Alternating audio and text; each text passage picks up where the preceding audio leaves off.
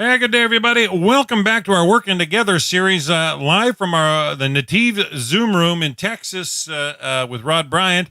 We're just waiting for Rabbi Ingber to arrive, who's been ill. He was down with COVID, and I'm glad to hear he's feeling much better and through the worst of it, and that's always good. So, yeah, let's jump right in and see how Rod Bryant's doing today, and maybe we can get some update on what's going on down with Sure. Netiv. Yes, sure. I really appreciate you hosting this each week on your platform and also making it more available through all the streaming services. As people come in and join us, hopefully eventually the rabbi will be able to start the class. But just a quick update. Netiv has really been doing fantastic. We're kind of going through, through the holy days that happen during this time. We have breaks and some classes are not going to be there, but we encourage everybody, especially through the summertime, when you can be in class because it's a great morale boost for everybody, to include our teacher, our rabbi, in the class. Always good lessons, yeah. And it looks like Rabbi Ingber has arrived in the room, so if you want to all right, folks, we're so glad to have Rabbi Ingber. Rabbi Ingber, how you feeling? Is everything all right? We're so glad you're through the worst of it, and you're doing all right. And we hope everybody in your family's safe and sound. And we want to thank you for hosting another session with us. So I'm sure you've got a short topic, and then maybe we'll get a discussion going. So this is, folks, for those of you listening on No Hide World Center, Facebook and YouTube stations, this is a open Q&A session. If you've got a question you want to ask a rabbi, Rabbi Ingber is a good man, and he's fully trained to answer your questions as the Torah is passed down all the way back to Sinai. So we're glad to be joined today by Rabbi Karmi Ingber down in Atlanta, Georgia area. Okay, great. Good to see you all. Fantastic. I'm glad to be here. And yeah, good. Missed you last week. Was a little bit under the weather, but thank God I'm doing better now. So yeah, I want to share with you something. This is how years and years ago, I was 21, and I was a young rabbinic student, and I saw a commentary by a rabbi named Elchanan Wasserman, and in there he discusses his explanation of the obligation of a Noachide. And he writes there's a discussion that we've had before, that there's different levels of a person becoming a Noachide. One is the person looks at the world and sees there is a God and realizes there must be laws of morality, and he figures that out on his own, which is very noble. And then there's another level, which according to the Maimonides explains that this is the ideal level. They have to go learn it from a Jew who teaches them the laws of the 7 Noachide laws, as was taught by God to Moses, to Moshe at Mount Sinai. So again, although God commanded it to Adam and to Noach, it was then again taught with the entire Torah to Moshe and taught to the Jews, and the Jews have to teach it to the nations. So this commentary explains an idea. He says that every single person in the world who looks at the world should see that there's a God in this world. And then he will go and learn from a Jewish person how to keep the 7 Noachide laws. Now, I read this commentary, and I'm 21 years old, and it bothered me. I couldn't understand it. I said, I don't understand. You have people you have Aborigines, you have people who have never seen a Jew ever. How could this commentary explain the idea that everyone who would figure out the ideas of righteousness should then go learn it from a Jew? So many people have never seen a Jew in their lives. How could it be obligatory? I didn't understand. It bothered me. So there was I was in yeshiva, a place where we studied, the rabbi study, and there was an older student there, and I asked him to explain this to me. Now, he told me an answer, and the answer made no sense to me. I didn't like the answer. I rejected the answer. This is what he told me. He said, listen, he said, God looks at everyone's heart. And if somebody wants to find it, one thing will lead to another, and they'll end up meeting a Jew who's going to be able to teach them the 7 Noahide laws. That's what he said. I didn't accept it. I said, it doesn't make any sense to me. How could it be? It's like, didn't understand. I was 21 years old, didn't make sense. A little while later, I got married. And my wife and I, we were looking for a place for a honeymoon. We wanted to find a secluded beach. So we went to this place called the Seychelles Islands. Okay? Those days, it was like they had travel agents. And when we walked into a travel agent in Israel, so we wanted to go to the Seychelles Islands, they never heard of it. They didn't know what it was. Anyway, we made it to the Seychelles Islands. And as we get off the plane, we're walking from the airport. And my wife says to me, Karmi, this guy's been following us since the airport. I said, no, you're imagining it. I'm telling you, he's been following us since the airport. So I said, okay, make a left turn. Make a left turn. The guy follows us. I say, make a right turn. Make a right turn. The guy's still following us. So I turn around. I go, what do you want? And he says, are you Israelites? The chosen people? I was like, yeah, oh my gosh, I've never met one before. And he starts screaming and he wants to talk to me. He's asking me all these questions. He starts coming to us.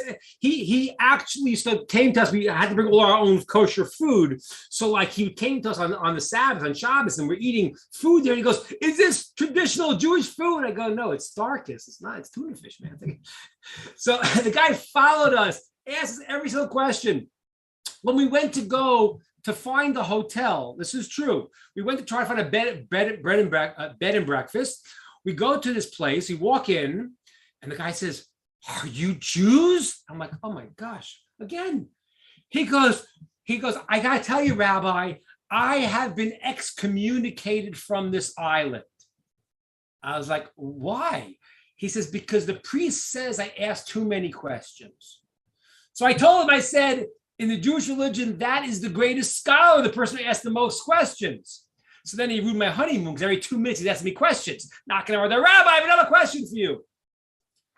Every single person on this island, there was 3 islands we went to, who had thought about God in some way or another, ran into us. They'd never seen a Jew before. And literally every person, like we ran into, because I can't believe it. I was thinking about these questions and they found us.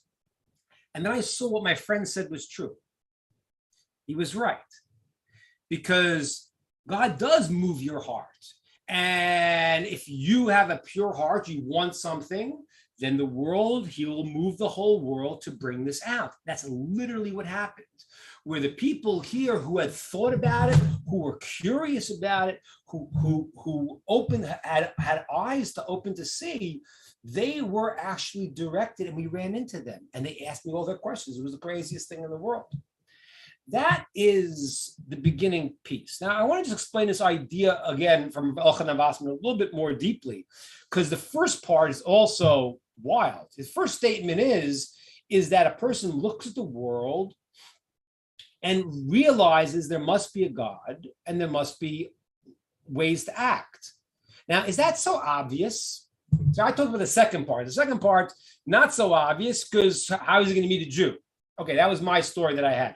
But the first part is also mind-bending to say that a person could go out in the world, look and see and realize as God. That's so obvious.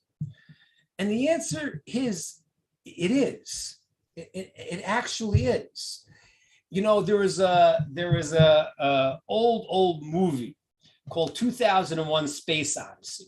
It was like the early kind of sci-fi movies. In this movie, there's it's a very strange movie. Those who've seen it, it's a very, very old movie in the 60s. And what happens is they go to the moon and they find this monolith. It's an object with right angles on it. And the theory in the movie is that, well, how did it get here? if there's a monolith, then it got here somehow, and there must have been people that were on the moon to build this. That's the thesis in the movie. Now, everyone watching the movie there, no one questioned the idea. Yeah, if you find on the moon an object that has, right angles, then you would say someone had to make it.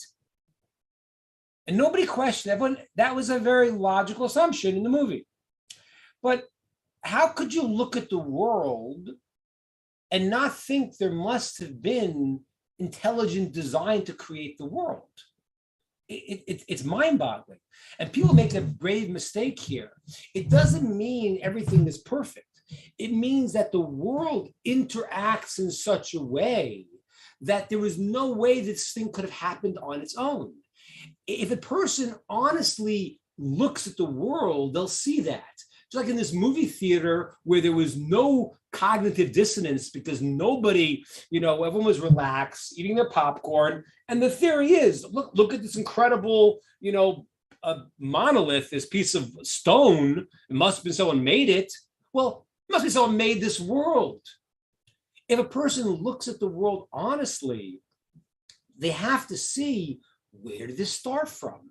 Where did this begin from? How could this thing be functioning in such a way that it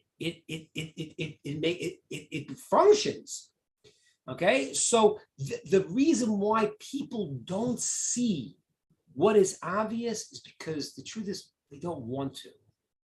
And I'll share this with you. I think I mentioned this one time. I was 25, and I was teaching this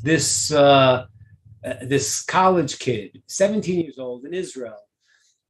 I was learning from him every day, and I was, going through the whole thing about God creating the world and everything with him. And I got to the point where I knew it was called Checkmate.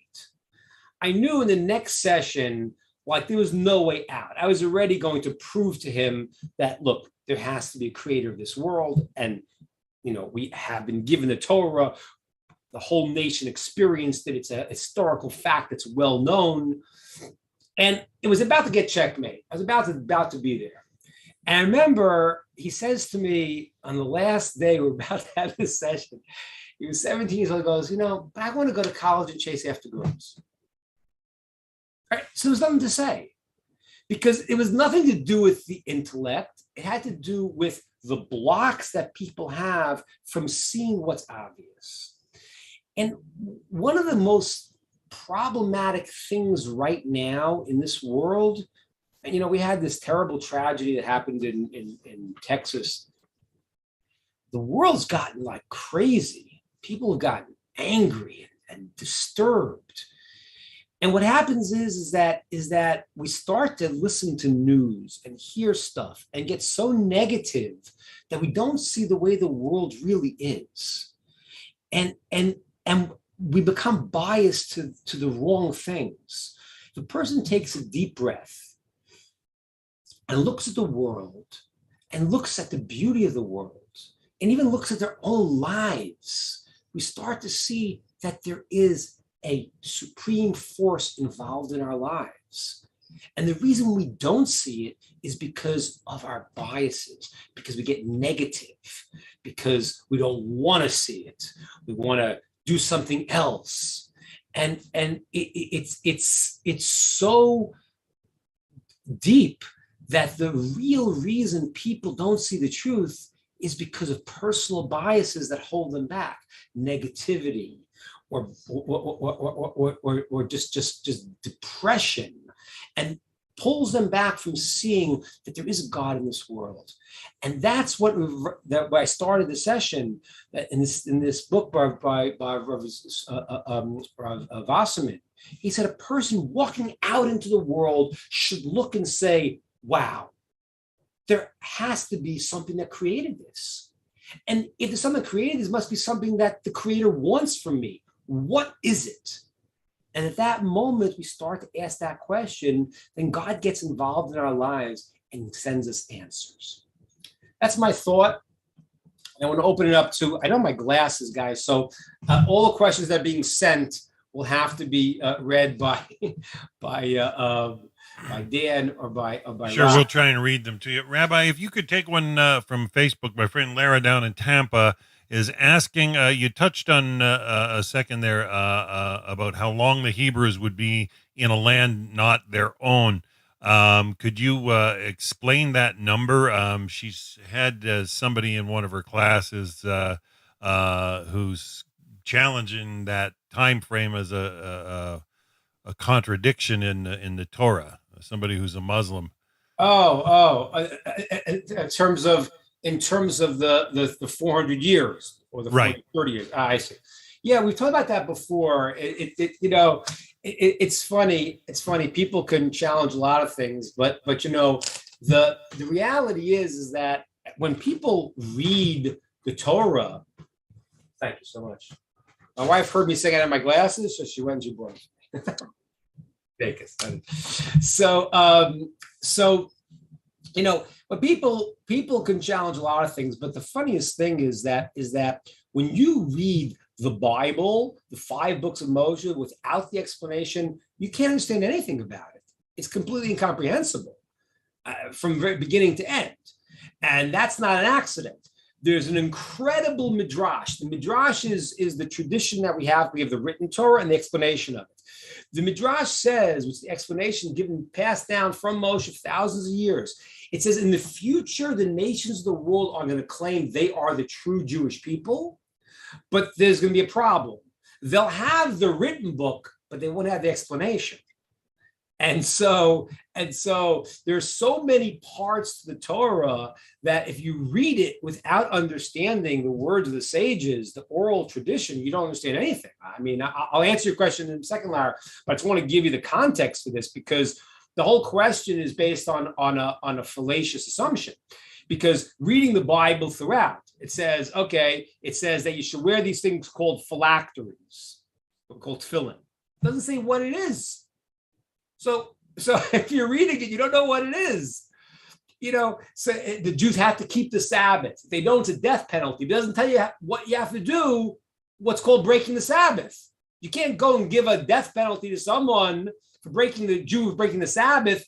If it doesn't say what to do, he'll say, well, I thought I was keeping it. So the whole system, there's a law, by the way, of the Jews have to eat kosher food. The animal has to be slaughtered in a certain way. If you read in the text where it says it's going to be slaughtered, it says God said to Moshe, slaughter the animal as I have shown you.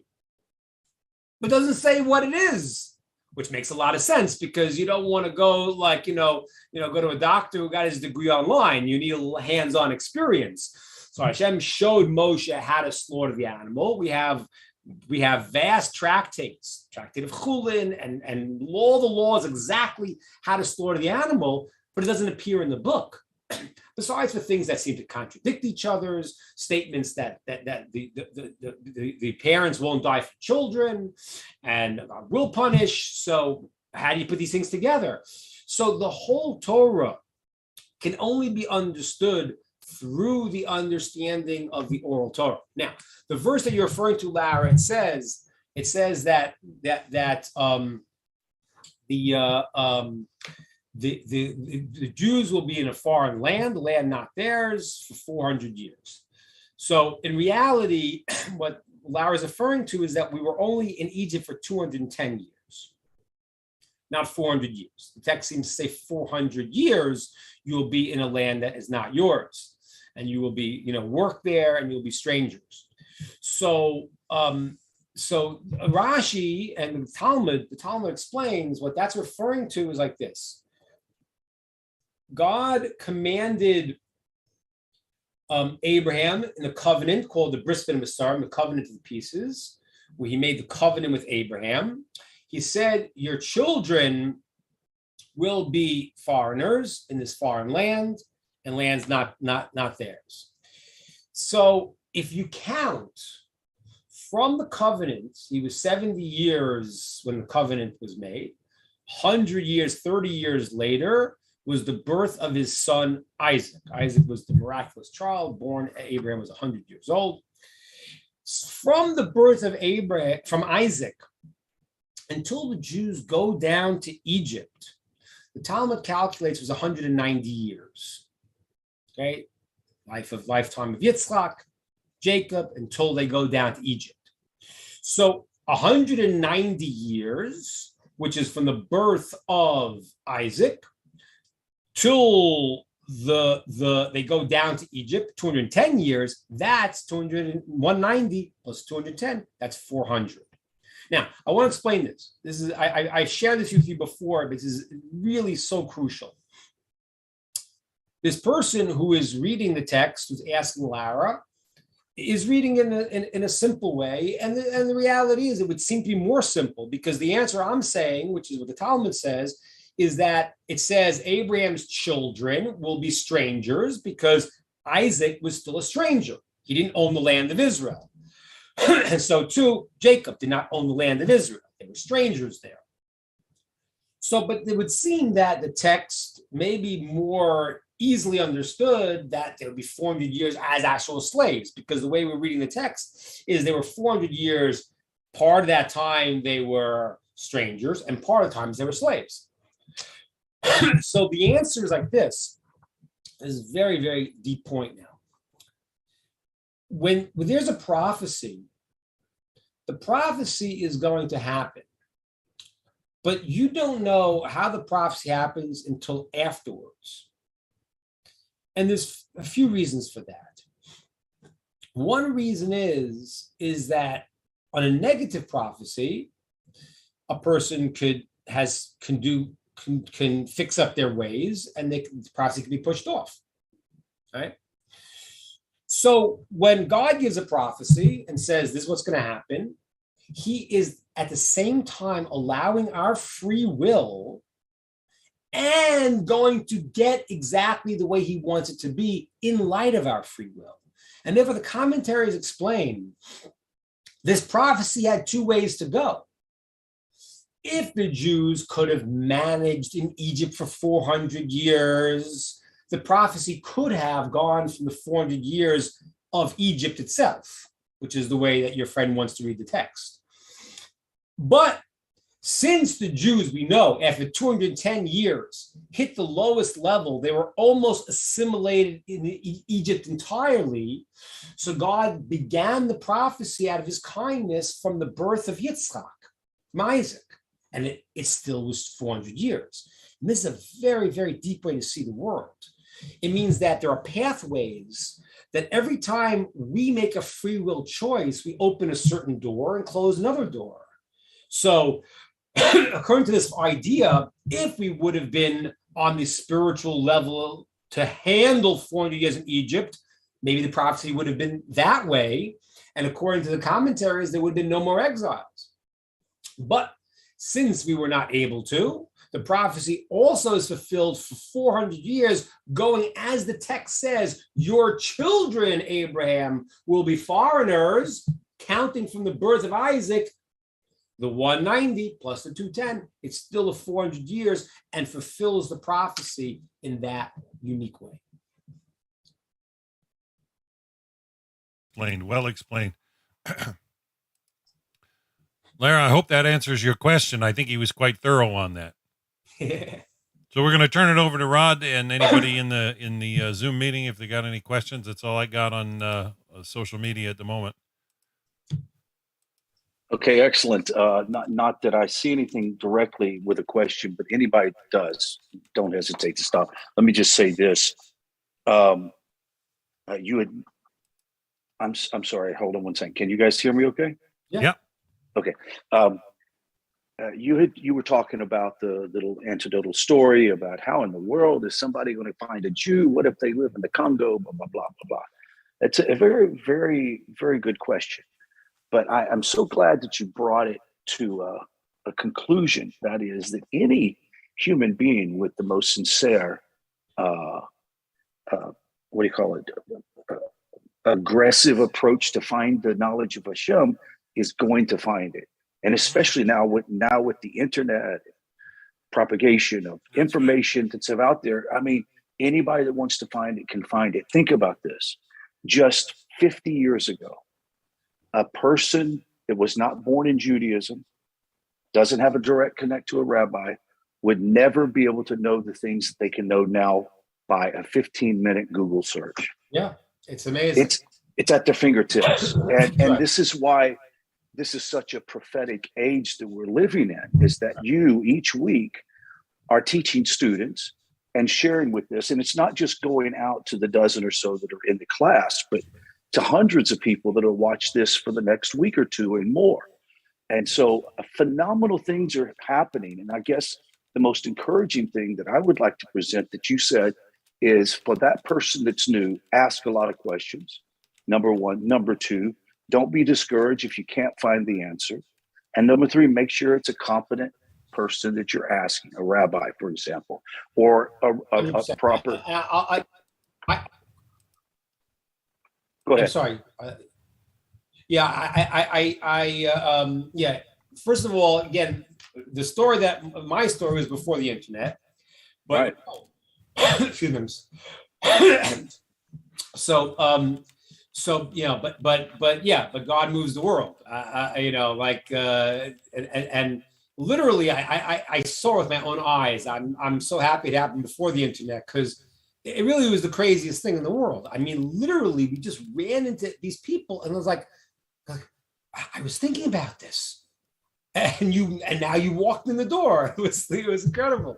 So, and I was like, I was saying to me, I didn't like my friend's answer. I was like, come on. But that's the way the world really works. And it's so crucial, because we don't realize, we see the world in a very general way, and you get stuck in whatever you get stuck in. And we don't realize that Hashem is moving the world, and there's nothing too hard, of course, for God. That's the, I mentioned to you before the mistake of the Greeks. The Greeks believed there was a God. They just thought he had nothing to do with this world. And one of the Hasidic commentaries explains the flaw in that. And he says the flaw in that is that it means you think it's the more complicated it is, the harder it is. So why would God be involved? It's absurd. God's knowledge is not our knowledge. We don't know the same God. We don't understand how God knows.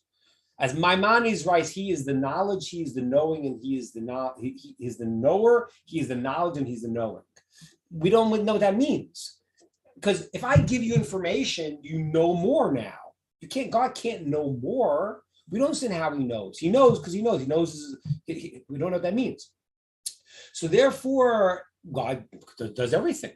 And that's one of the real problems. And I was kind of hitting on this also, what I was saying. People make a grave mistake here. The reason why they have a messed up understanding is because they think of God in very childlike story things. We have to understand, you can't understand God. We only understand how God chooses to relate, but you cannot understand God. This is not a religion to understand him, because we can't. It's not possible. So what happens is we have to broaden our perspective and understand things in a much deeper way. So that's the first part. The first part is that I think that this thing that happened to me happened before internet, and I just saw it. I saw it in my life. We all need to see it in our lives, and Rod is saying it. It's so true. This time is I'm going to just relate to one thing that Rod just said. Now I want to flesh it out. There are different explanations when the Mashiach is going to come, what the world's going to look like. I agree. On one explanation, it talks about, it says, it's a kulo chaya. It could be a generation that is the worst. And in a certain way, you see that. In a certain sense, you have this weird dichotomy where there is knowledge, information, there is the potential for things to understand is exploding now, and people are getting more and more lost at the same time. That's not an accident. That's not an accident what's going on right now. So we have the internet here, which in so many ways has been a terrible thing. In Israel, is very, very strict rules, very often in the religious communities. because you got to get filters. You can't have your kids exposed to the stuff that they're putting on the internet. It's crazy. So at the same time, we see that the healing is already in the system. God is building this, as I said to you before. This is an amazing thing. When it says, Maimonides writes that there were false messiahs that came. And in a certain sense, he says how it paves the way for the true Messiah, because in the past, nobody knew what was the idea of Mashiach, of a human being that will, help to bring the world to a point of understanding. Now, there's a lot of skewed ideas about it. It's a human being, as we said many times, and all the mistakes people have. But the ideas already have now become prevalent in the world. And now we have this new dynamic where we can find out that the Mashiach's here in one split second. So this is a very, very powerful time. And I think that the other last piece, I'm going to answer more questions in a second. The last piece I want to just say about what Rod quoted on my little talk there. Questions are crucial, because I remember I had some people that were converting with me and who grew up in different schools, in Catholic schools, this and that. And they told me their feeling when they asked a question, and it was considered like, how can you ask that? How can you question? And you're only afraid of questions if you don't have answers. We're not afraid of questions. That doesn't mean I know everything, but I know the Torah has everything. And if I don't have it, someone else is going to have it, because the answers are all there. So people who are afraid of questions, that's not a good sign. People who ask questions and want to understand, not to ask to cause problems, but to ask to genuinely know, that's the beginning of wisdom. Okay, we have Nick has your hand up and a question. Well, we first have one from Rabon. She says, "Hi, Rabbi. Once I heard a debate between an atheist and a Jew, and the atheist said that it doesn't make sense that Hashem gave the Ten Commandments, because even before they were given, it was obvious that a society couldn't function without it. When the Jews were in exile before they left Egypt, did they ever have any sense of internally of the commandments, like to any degree? Say were they ever automatically keep the Ten Commandments or understood it?" And she says she hopes you understand the question. I think so. So let me try to answer and tell me if I'm getting the question right here. Sorry, Rabbi. I wasn't asking did they know what Hashem knew. I was just asking if there was some sort of built-in sense of something before it was given, basically. Okay, good. So like this. First of all, there were people that knew things before the Jews got the Ten Commandments. We have Adam, we have Noah, we have a lot of righteous people, but they were a small sect. Abraham was a very different situation than everybody else. There were righteous people that came from Adam. We had Shem, Aver, who were names of great, great people, but they were people who had from tradition, from Adam, from Noah, and they were righteous people. And they knew information because they had a passed down tradition going back to Adam and Eve.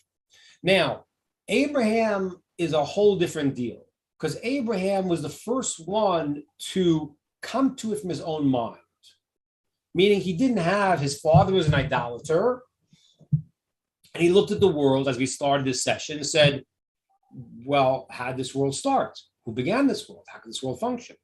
So Abraham was somebody who went and put it together in his own mind. And then God, it says, he appeared to Abraham and he gave him wisdom. So there were people that knew things from tradition. Abraham then used his mind to the farthest degree human being could. And God, it says, he peeked out on him and he gave him understanding. So Abraham and his son, Yitzchak, Yaakov, they knew. As a matter of fact, not only did they know things, in Egypt, they had certain scrolls that they had from the forefathers. They had certain scrolls that they read. Moses, who was in the beginning in Pharaoh's court, right? Because Pharaoh raised him, and there's the story there. So Moshe told Pharaoh, "You want good slaves? Give them a day off. They'll work better for you." So Pharaoh said, "Okay, good idea. Which day? You pick a day." So Moshe, he picked the Shabbos. He knew what he was picking. And they said they got together and they would read these scrolls. So there was information that people knew. There was certainly information they knew. They had traditions they knew. The giving of the Torah on Mount Sinai, even at that point, more importantly, in a certain sense, than getting the information that people may have had, because we say as they came to Mount Sinai, they reached higher spiritual levels, even prophetic levels. The getting the Torah Mount Sinai was the experience of God imbuing it into the world, imbuing it to the people. So the answer to your question is yes, there was information, but till the Torah was commanded, there was no obligation.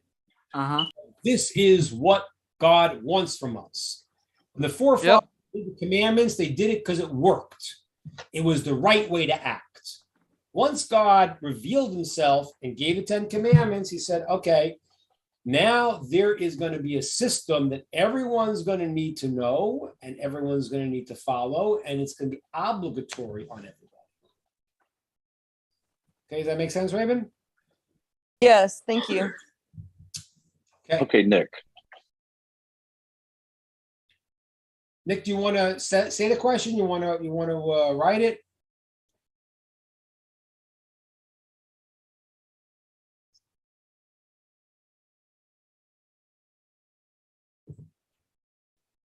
Okay. Nick, you're muted. You have to unmute. You just hit the. Okay, there we go. What can we do for you, Nick? Yes. So I was not born as a Jew, but I'm just looking to get into the Judaism religion. How would I go about that? So, as it, as we said, person has the ability to convert or to be a righteous Noachide. And again, I just want to reiterate: someone's not born Jewish, there's no obligation to convert. As we said many times, a person could have their eternity by keeping the 7 Noachide laws properly. Someone feels that they want to convert, they're allowed to. The way you'd have to start to do the process is, depending on where you live, you have to have a sort of a get involved with a Jewish community. So, and that's where it's a little bit tricky, because like we have a court here in Atlanta, but we need people that live in a place that they can, pray together, and they can go to the synagogue together. So conversions usually only happen if somebody is living in a Jewish community. So, Nick, if that's what direction you're looking for, then the question is where you live, and trying to find the closest place that would be a Jewish community for yourself.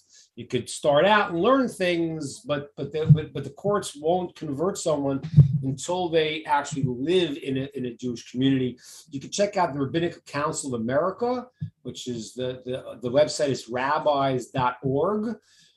That's where that's one of the organizations, the Rabbinic Council of America. It's a large organization, and that's where like a lot of the rabbis who are involved in conversions are there, and you can see where the different courts are, and you should find someone close to where you are, and then if you want that, you reach out to the rabbi in that area, and then eventually you'd have to live in that area, because it's very hard to the Jewish community has to function in a certain way, and if someone doesn't live there, it'd be very hard to maintain that.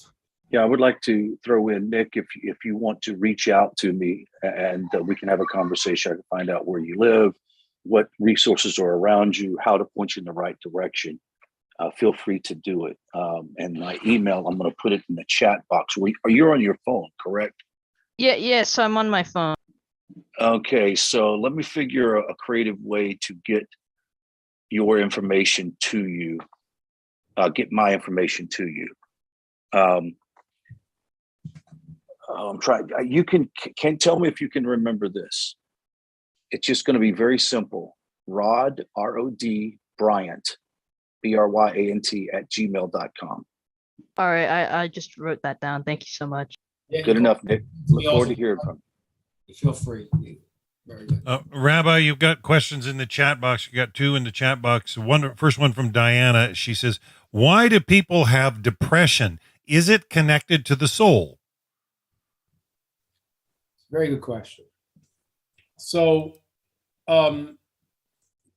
it's a very deep question. Let me try to explain this. There are different manifestations of the soul. In the higher manifestation of the soul, there is no depression.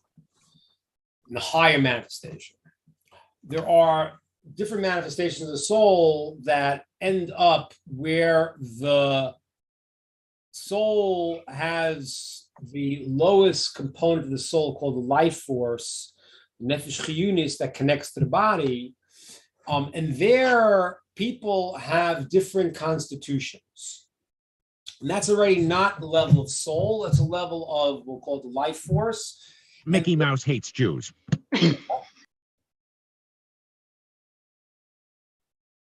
Okay. So, yeah, I think we have to. So what happens is that every person has a constitution that's a blend of certain qualities. And some people do have a disposition more towards laziness, sadness. It can be part of the person's makeup. A person could overcome it, obviously. And there's different components that people have challenges in their reality. So sometimes a depression can be part, or a tendency towards depression can be a part of a person's challenge, which can be overcome, but you have to work on it. You have to really work on it. So that's one possibility. So it's not the soul itself, but in the lower manifestations, a person's unique blend can have sometimes a disposition that has more of a connection to sadness or to laziness. And therefore, a person really has to work, try to think, do, act. Okay, as I share with you, there's a story once they did a study. I forgot where it was, university that wanted to go to Mickey Mouse hates Jews. and went to a mental hospital and pretend that they were depressed. So they went in and they put their head down and they said, "Oh, we're really depressed," and they wanted to get into the hospital under the guise of being depressed. The reality was they had to actually stop this experiment after a few weeks. You know why? Because the people develop depression. If you act in a way that's depressed, you'll start feeling that. It's important, therefore, if the person has a tendency towards depression, to motivate yourself to be positive, to talk in a solid way, to do things to have the Mickey Mouse hates Jews. Okay, this guy, we have to get rid of this guy. Yeah, I just did. I removed him.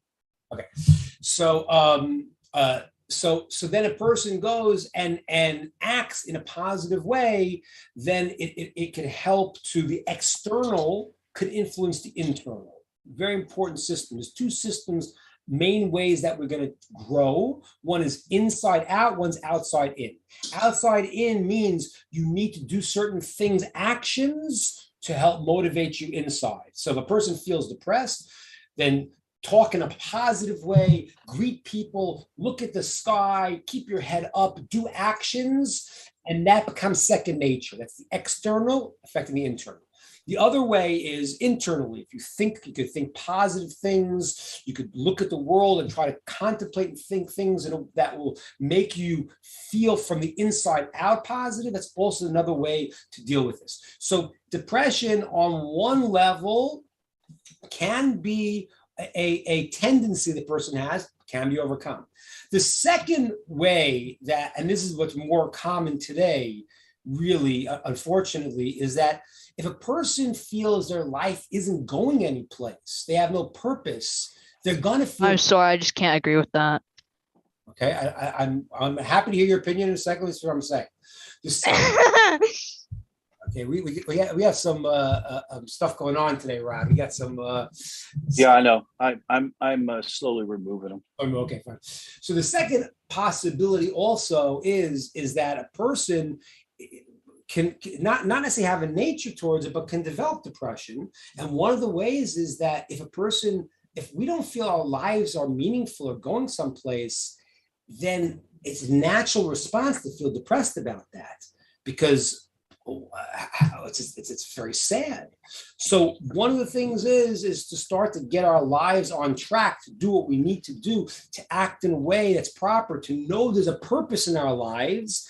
That is, in a sense, second crucial way to remove depression, by living our lives in a way that we understand there's a purpose for it, and we're going to make something great and not just here for no reason. Okay. Excellent. Timothy?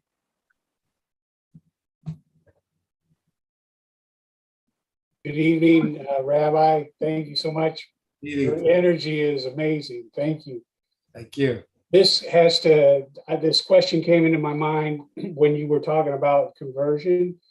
I'm taking a course with Netiv, and part of it was Noahide identity. And it was the last one that I've been studying.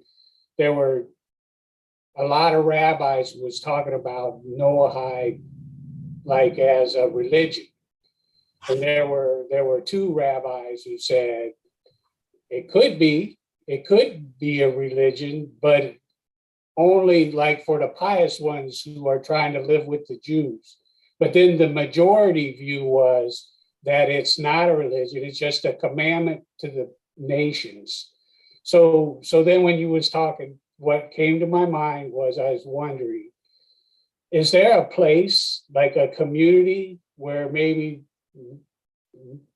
Noahides who are trying to become pious Noahides and they want to live in a community? Is there a community like that that's like lockstep with the Jewish community, and you could move there, and maybe your children could go to school and focus on the Noahide laws and live with a Jewish community? Is there a place like that? Well, Rod, what's going on there in Humble these days? Yeah, well, I would first of all say that is a great idea, a noble idea that hopefully one day will happen. But at this point, no, there isn't. Even when we have a community here that will meet on a regular basis, hopefully, God willing, maybe next Sunday, we can get together. But we haven't gotten together in our building since COVID started. And even with that, we're isolated, 45 minutes away from the Jewish community.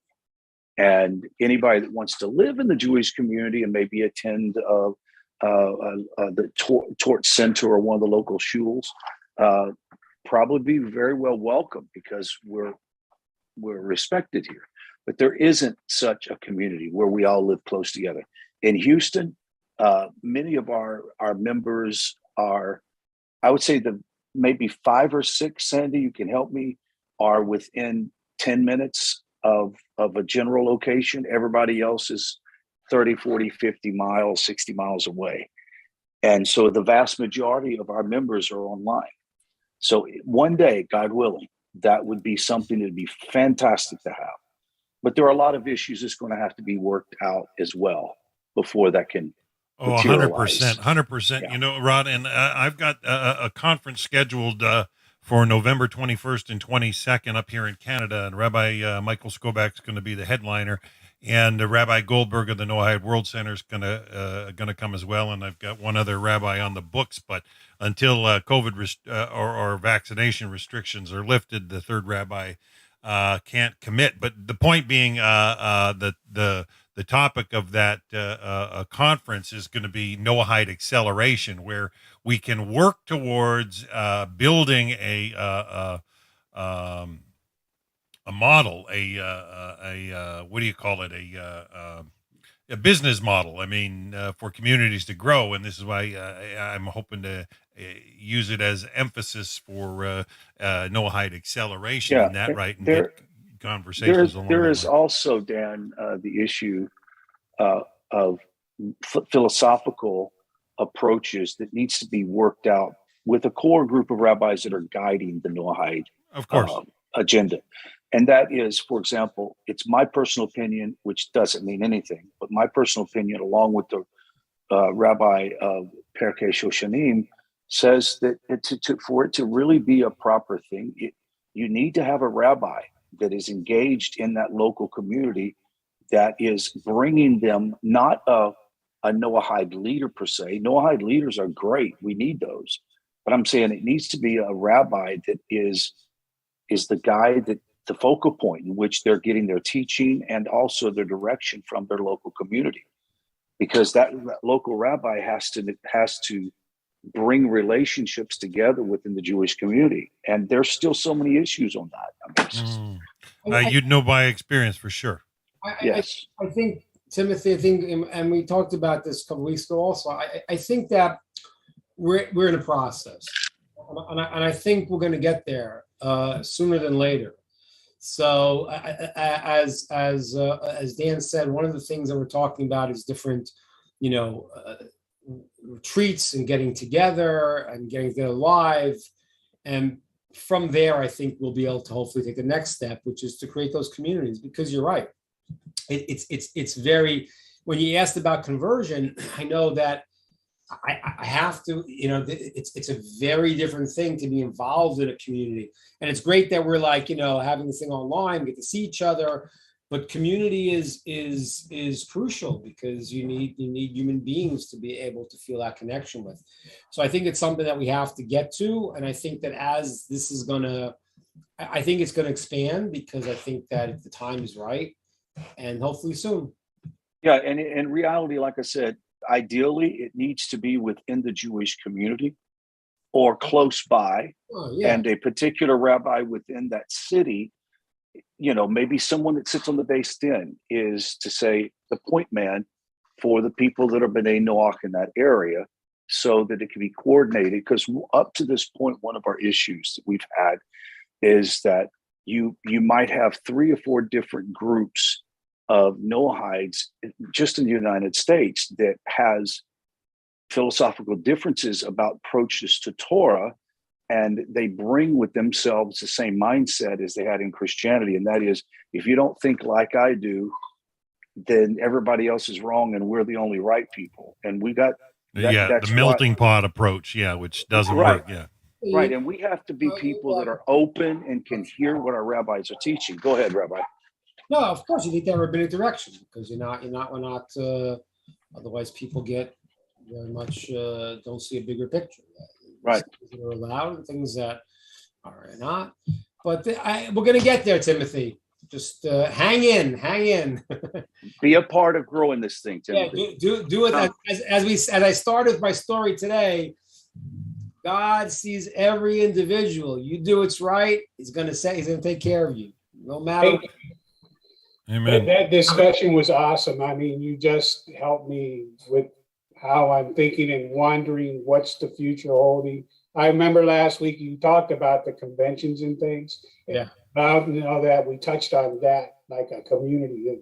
But thank you. I'm glad everybody's thinking about it. So working toward it as we're able, I guess. Yeah. So let me add this thought, Timothy, because it's really important. And this is for everybody that's going to listen to this, that are some place in their journey, either from Christianity or their religion, Muslim, it doesn't matter, and are trying to engage in this idea of being a Ben or Bach Noach. You have to remember that if you want to attach yourself to the Jewish people, you're not going to be able to attach yourself to the Jewish people without first experiencing what Abraham had to go through when he left his home and his family. You're going to have to go through a period of isolation. You're going to have to go through a period of finding yourself. And if you think you can escape that by saying, I'm just going to go convert, it doesn't happen, because I know people that have converted real quick and they get in that situation. It takes them years to acclimate. Right. So, church hoppers. Yeah. Yeah. You just got, I'm just saying, you just got to latch on to the most solid group of people that you know of with the most solid rabbis, and you'll get there. Sooner or later, you'll get there. Yeah, that's why I stick with the Noahide World Center. I mean, they're supporting the journey. Rabbi, you have another question in the chat from Craig to back it up a little bit when we were talking about what was received before Sinai or understood before Sinai. Craig says, so the 613 commandments before Sinai were voluntary, but after Sinai, the Jews are commanded to keep the 613. He says, is this the right understanding? Yes, that's correct. All 613? Before the Torah was given? In other words, after, again, for a Jew before the Torah was commanded, they were called not commanded. Abraham figured out the Torah. He figured it out.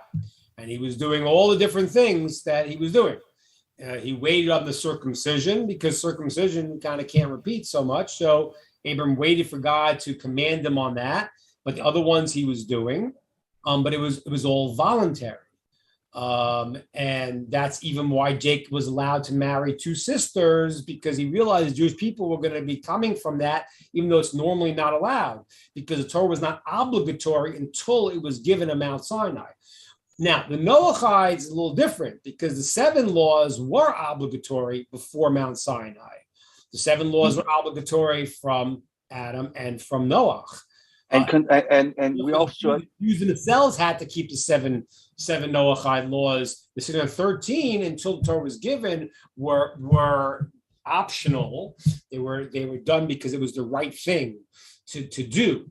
Once the Torah was commanded, then it was obligatory also for the commandments for the Jews and the Noachides also, which they were commanded before. Now the 7 have to come through teachings of Moshe and God's reiterating of the 7 commandments on Mount Sinai. Right, and it's interesting because I like the way you put it. Prior to Mount Sinai, the 613 were voluntary for everyone, and only the 7 were mandatory for the Noahides and for Abraham and his sons, etc. But that changed after Mount Sinai. Now it's voluntary for the rest of the nations, right? Only if they meet a certain standard, and the Jews have to do the 713 plus the Sheva mitzvot. Jews are obligated. The guys are not obligated. Correct. Anybody else before we go? This has been a good discussion. So Terry had a point I saw. Do you want to? I saw you. You want to share your commentary? Yes. Well, and in reference to what Timothy said, and Rod touched on it. I know when you leave another religion, a lot of times there's a lot of community in your religion. And then when you come out of that religion to be a Noahide, then, the Jewish community has, community, it's all about community. And so there is that isolation that, so, I mean, it's going to be, it's going to take a while to get there, but it is kind of, you do feel isolated sometimes because yes, there are times you can go, if you're close to a Jewish community, you can go and you can join in with them and certain celebrations and things like that.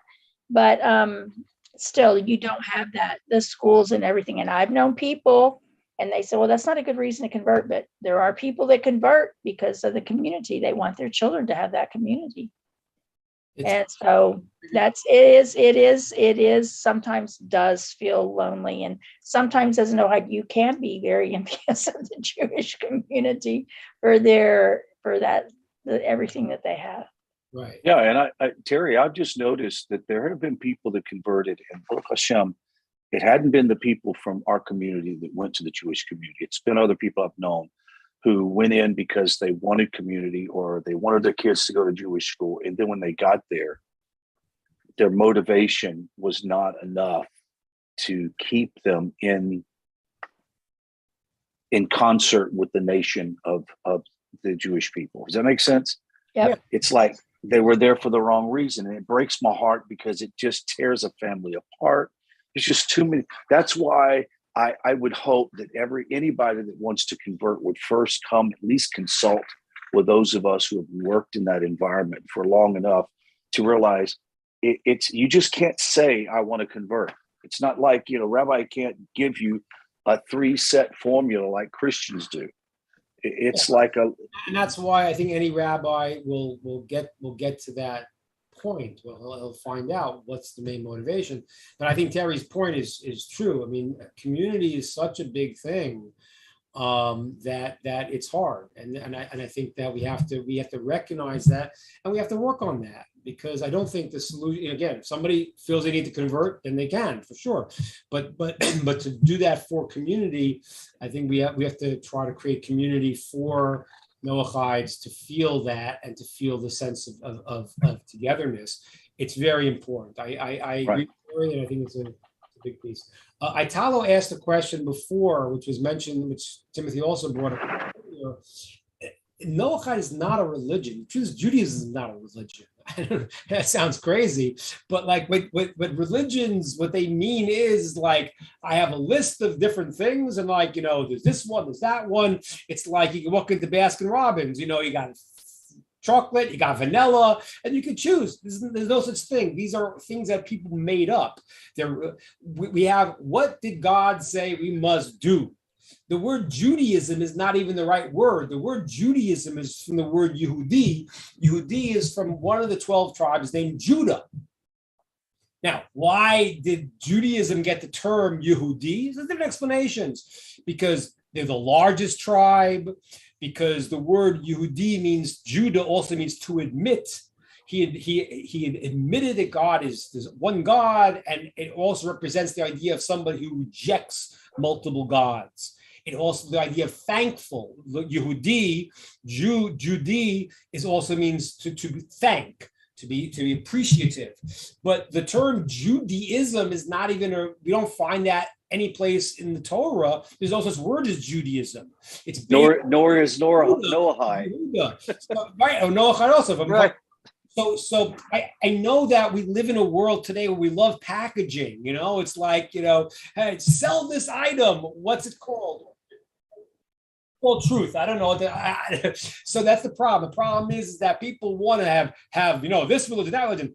Judaism is not really religion, and Noachide is not a religion. What it is that God said to us, this is the way to act. This is the way to act. If you're this person, this is what you should do. This person, this is what you should do. Noachide is the word Noah, because he was the one that was commanded, and his children were commanded. Judaism is from the word Yehuda. It does not appear any place in any source of the Torah. It's just that became the nomenclature, became the terminology people made up when they had to identify these people, because they were mostly from the tribe of Judah, or the various reasons they called them Judaism. But we don't have that either. We have Torah, we have what God told us to do, and he told the Jews to do, and he told the non-Jews to do, and that's what we do. So it's very hard in America where, the first thing you want to do is like branding and marketing, and it's all about like the externality and none of the internality. And here it's the opposite. It's all about what it is, and it's not about selling it to anybody. Right. So That's good. I would not call it religion. I wouldn't call Judaism a religion. And it's forbidden. Well said. Religions. What this is the world. It's reality. It's what God said we should do. How to act righteously. We only do it because other guys are saying, well, this is my religion. That's not. So we try to make up these names. This is not what it is. What it is what does God want from us? That's it. Right. Timothy, go ahead.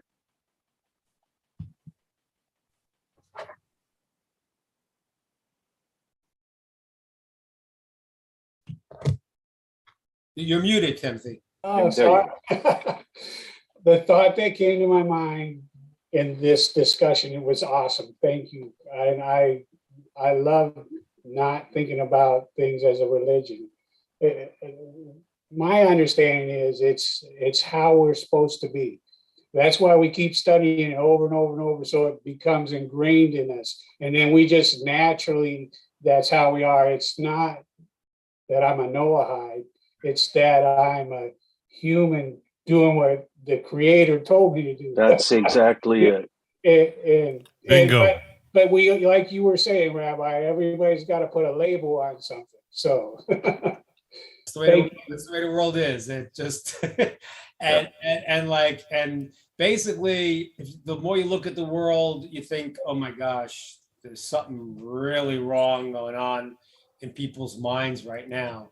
This is we're living in a time that people are extremely lost, and Hashem should protect us, because it's people are gone crazy. Mm-hmm. And the media and the social media, and it's just telling people reality, and they're losing touch with the most basic, obvious things. Italo asked a question I saw about, I think the question was, is it okay to inquire about what happened before the creation of the world? I think I heard it somewhere. I'm wondering about the civilizations dating later than 7,000 years ago. How do we think everything, did the flood not destroy everything? Okay, so there's two different questions here. I mean, one question is thinking about the world before the creation of anything. That we can't do, because you can't handle it. There's no place to get it. Even if you talk about the Big Bang, it says the first 3 moments, the Big Bang, there was no rules. So much more so, the Talmud says, if you try to understand what happened before anything, you can't get it, because you have no vessel to hold it. So, but that's going to a place that a human mind can't go. That's not talking about if thousands of years ago. Now, what about, were there civilizations before? There's a lot of discussions here. I just want to be clear on one thing, and I'm not an archaeologist, and I have I've read different things about it, but understand one thing that just should clear things up to make it easier. Adam and Eve are considered to be the first human beings with a soul. So, were there possibilities of entities created before Adam and Eve that were, Cro-Magnon man, or, is there possibilities? There are some sources that seem to discuss such a thing. I wouldn't say it's impossible. I know that I personally believe that, but that's not a problem to me. For us, what we're talking about, when we say that Adam and Eve were created 5,781 years ago, what we're referring to is that is the first creation of a human being with a soul. The entities that may have been created before that, because the 6 days of creation are not, according to most commentaries, it would seem, are not 24-hour periods, because the sun is not created until the 4th day. So that means that time was completely different. What one day means, one day could be, billions of years. So, now there is a commentary. You can read the book by Dr. Gerald Schroeder. I'm not saying it's correct either, but he's a knowledgeable scientist. And he wants to, using the theory of relativity, he actually claims that if you calculate from the edge of the universe, as time will slow down on from the gravitational pull, time will slow down. He shows how 6 days, according to his mathematical calculation, is actually 15 billion years. It's an interesting read. You could read it. So he wants to show how time is relative. But how old the universe is a different question. There actually is a Kabbalistic text written thousands of years ago that calculates the world is over 15 billion years old, which is fascinating because nobody thought the world was old before. But there's a Kabbalistic text called Sefer Tamura, and it according to that calculation there, the world is over 15 billion. The universe of 15 billion years old. When we talk about 5,781 years, what we're talking about is the creation of a human being that has a soul. Now, what could be before? Can there be other entities? So there are those that maintain yes. There are certain more mystical discussions that do indicate, could be, can't prove it either way, but it's not really contradictory to what we're talking about. We're talking about from Adam and Eve as being humanoid in the sense of with a soul, not being an entity that may have been created before that, because there were entities that were created before that. And the 6 days were not necessarily in the same time frame that we discuss. Thank you. Rabbi, I just wanted to say that I'm very happy that you're doing well. Thank you. Me too. I was praying for you. And what you said before about asking, getting the answers and finding the Jews is right. Because me, when I started like 20 years ago, I isolated myself, actually. I isolated myself and I tried to read the Bible, from a clean slate. And I found the answers and I met people. And even though I was isolating myself, I got where I am now. Beautiful, beautiful. So it's true. And about what you said, what about the Neanderthal genes that we have? What? Neanderthal, small amount of DNA. Yeah, a small amount of DNA of the Neanderthal that we have. So it's possible that we mixed with another humanoid. Well, it all was formed out of the dust of the earth, though, wasn't it? Well, I'm sorry. What was the question? Was that I didn't say the question, Tyler. The question was the DNA, the Neanderthal genes that we have, like the small percent. They may have some in some people. Yeah, a little bit. Could be. I don't know. Could be that. One of the things of people may be mixing, that could be. Yeah, it unfurls more questions, is what it does. It does. And Tylo, very good question, by the way. But we have to remember that all of these things are very complicated. Even the creation story in Genesis, so in depth. Like, oh yeah, we'll be learning more from it hundreds or thousands of years. Yeah, it's so in depth that if we could really dig into the actual text, our mind would be so blown that we would go, this is not even the Genesis story I knew. Like, there are so many things going on in the activities that are happening at such a high level. Yep. And we'll get there sooner or later. But the point is, it's good to say, well, this is what science is saying. What does the Torah say? Yeah, and look at it. But the point is the further we go down the road, science is beginning to, not that we need it, agree with what the sages of Torah Judaism would say. Yeah. More and more. Yeah, sure. Yeah, it's incredible. Important principle. I heard that there can never be an argument between science and Torah. Correct. It's either you don't know Torah or you don't know science. So first of all, science changes all the time. I mean, I have a friend who was it's theoretical philosophy in Johns Hopkins University. He told me that he asked the science professor, 20 years ago, how much of this things do you think you'll be teaching, in 20 years from now? He says almost nothing. So science changes all the time. So different ideas change. Torah, as Rod said before, that's why the story of Genesis and the Torah, people read it, it's all hidden what it's talking about. It's not what people think it's talking about at all. So there's either a lack of knowledge of Torah, and that's really where you get like these sort of somewhat foolish creationalist people, not Jews, who say things like, very dogmatic because they don't really understand, the bigger picture. So the Torah is much deeper than you think, and science changes also. So yeah, there's never a contradiction, and as we see things, things are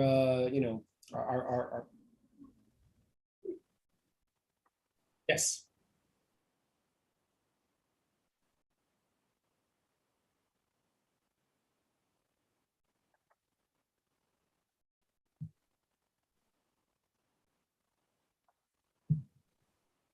Yes. Well, Sefer Tamura. Also, just want to let people know that if you want to do a query on YouTube, Dr. Gerald Schroeder, Schoeder, you'll find a list of videos of his discussions about the time element of creation, et cetera, et cetera. Amazing. Yes. That book was Genesis and the Big Bang. I'm not saying that I actually, I know him. He's a wonderful person. He taught for me in Israel a couple times. He's very smart. I'm not saying I agree with the answer. It's one approach. No, it's one approach, but he's also, and he wouldn't say this to himself, but he knows the Talmud very well. So it's not like he's just coming up with some ideas. I mean, he's married some pretty interesting things. Like you said, I don't know if he's right. I'm not a theoretic physicist, so who am I to challenge it? Yes. Right. And also MIT, et cetera, very highly qualified. Rabbi, do you have anything you want to say to wrap up our discussion this evening? Yeah, it was great seeing you all again. And as we started the session, it comes down very often to emotionality and blocks in ourselves. We got to try to look at the world with positive glasses, see God is moving things for our good, and the world is great, and God is beautiful. God is loves us and wants us for the best, and to think positively and get out of the negative stuff that people are stuck in right now, and see the world as being purposeful, and then we'll get rid of the sadness and depression and realize we're going someplace very good. Excellent. Now, Rabbi, there's no way we're on next week because of Shavuos. Are you taking a couple of weeks off from doing this and be back in about 3 weeks approximately, or? We'll be off next week is Shavuos, but then the week afterwards we'll be back on. All right. So I'm going to sign off for today. I want to thank you, Rabbi. I'm glad to see you're up and well, and you were spot on today. Thank you very much for answering everybody's questions. And we look forward to seeing you again in a couple of weeks, Hashem willing. And wish you and the whole Jewish nation a wonderful Shavuos. And so we're going to sign out of the Noahide World Center social media pages for today, and have a great week, everybody. Bye for now. Yes. Shalom, guys. Also, now that